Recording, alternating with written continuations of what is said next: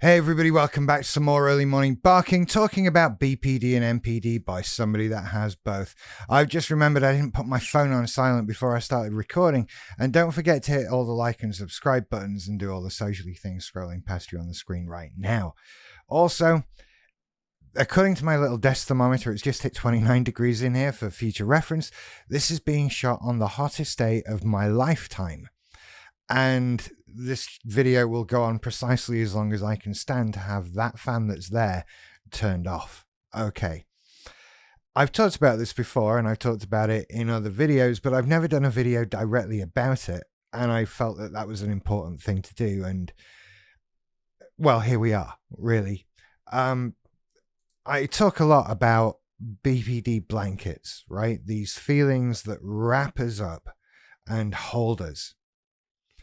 And we've talked about a few of them. We have sadness, which we're going to talk about today, but there's also meh and anger and defeat and despair, which is something I've kind of joined together there.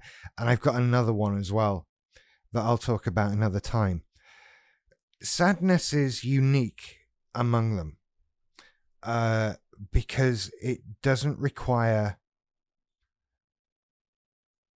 other people to do it, right? If I'm going to be angry, I need someone or something to be angry at. Whereas this sadness, it can just take you. It can get you at any minute. And there are so many things that can push you into it. And it's such a painful one. Well, it's sadness, right? I mean, this is what we feel a lot of the time. Because it's easy to hold on to, right? Sadness becomes such a familiar feeling. It becomes normal. And not feeling it feels weird. It feels unusual because it kind of is. And this blanket of sadness that we can wrap ourselves up in can come along any minute and just take hold. And when you're in there, you're just sad. It doesn't feel like much of an explanation. Just saying you're sad. What does that feel like? What is that like? That feeling when you just want to burst into tears, but you don't know why. It's not depression. It's not feeling low. It's much more than that. It's much more extreme. It's much, for want of a better phrase, sadder. It's just... It's so difficult to put into words how this feels, how this takes hold. And this is where you start to do things like run things through in your mind. You rehearse traumatic situations. That's something I tend to do.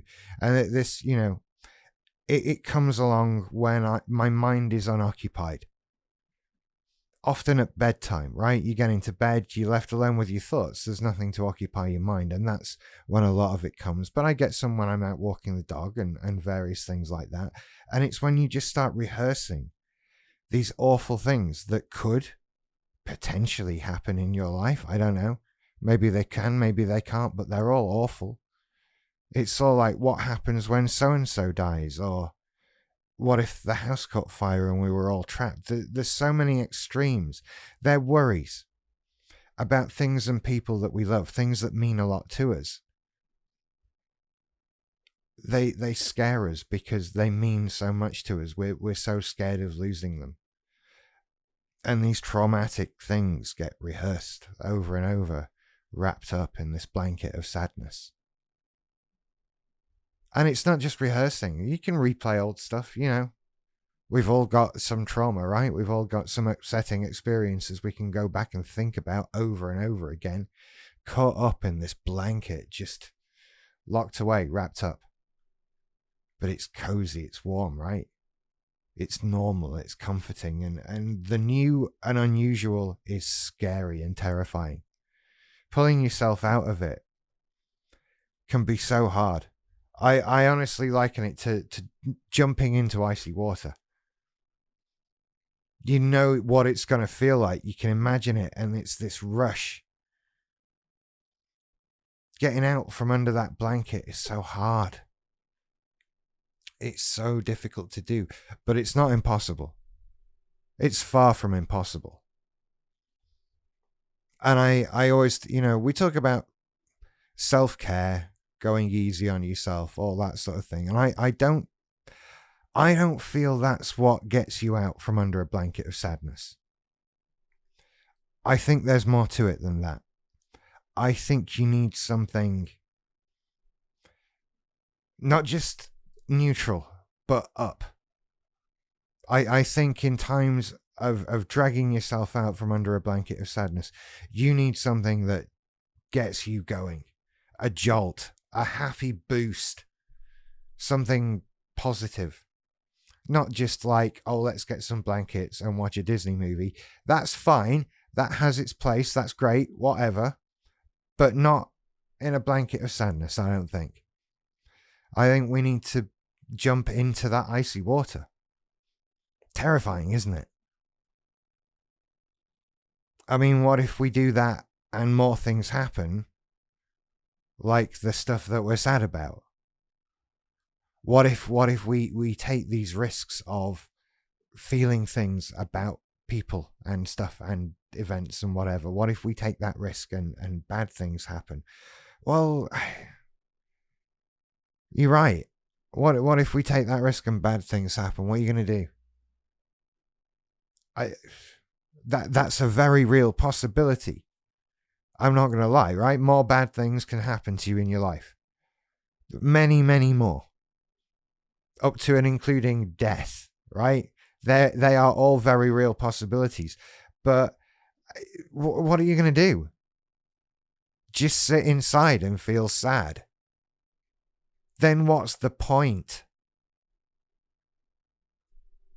What's your problem even? Why are you even here? Right? We've got to jump into the icy water. We've got to do that. We've got to say, I feel sad, and I don't need to feel sad right now. I'm doing it because I'm wrapped up in this blanket, this comforting, warm, fuzzy, furry, nice blanket. It's nice and heavy, and it holds us down, and it kind of feels like a hug. But it makes us feel awful. It makes you feel so low. This is where the dark thoughts come in. This is where you just want the pain to stop. This weighted blanket that is holding you down, this blanket of sadness, is just a horrible, horrible thing.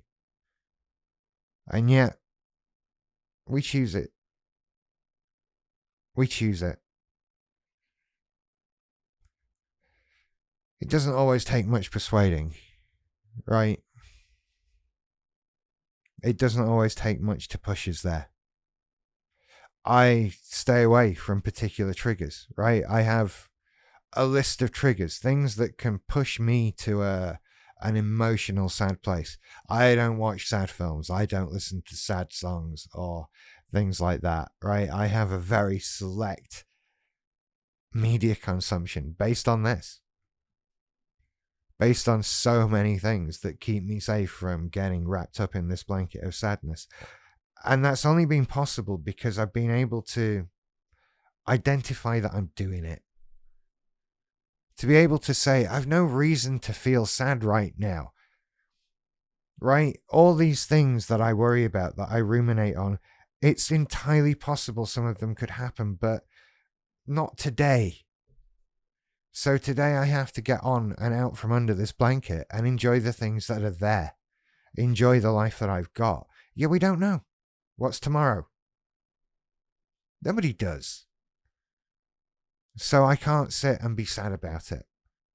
And all those things that have happened, I can't sit and be sad about them. They've happened now.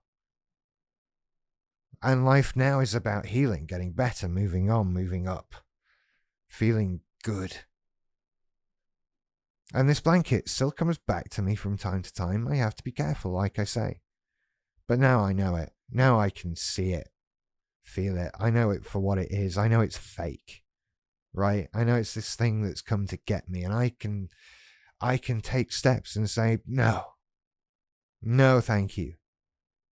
I'm going to think about, have a list of things to think about, to remember, that are happy. Have go-to movies, but have something that is joyous. Not something that makes you cry, right? Just happy. I have playlists. I have all kinds of stuff, right? Get a dog. That's a good one. But I refuse to stay under blankets for now. I don't want to. This is the stuff that hurts. This is the stuff that is sad for no reason. Nothing has happened now. You know, that's when people ask you, are you okay? No. What's happened? Nothing. I'm just wrapped up in a blanket, right? I'm just doing this. I'm just feeling sad because feeling sad is normal. Can't do that anymore. I've had enough. And I've started to be able to get out from under this blanket. I hope you can do that as well. I think you can do that like I do it. I'm not special, right? Just got to figure out, when is it worth feeling sad? Interesting question, right? Do I need to feel sad about this right now? Really? Especially a bad thing. Can I not wait till it happens to feel bad about it? Because it just ruins all the good bits. Really difficult to do, I know, but you can do it. Anyway, I hope that helps. I'm so going to stop now because 29.3 degrees in here now. Okay.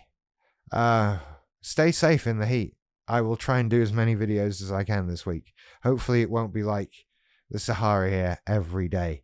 I'm in Keighley and it's pushing 30 degrees. This is ridiculous. Anyway, you lot stay safe. Take care. I'll see you later. Bye.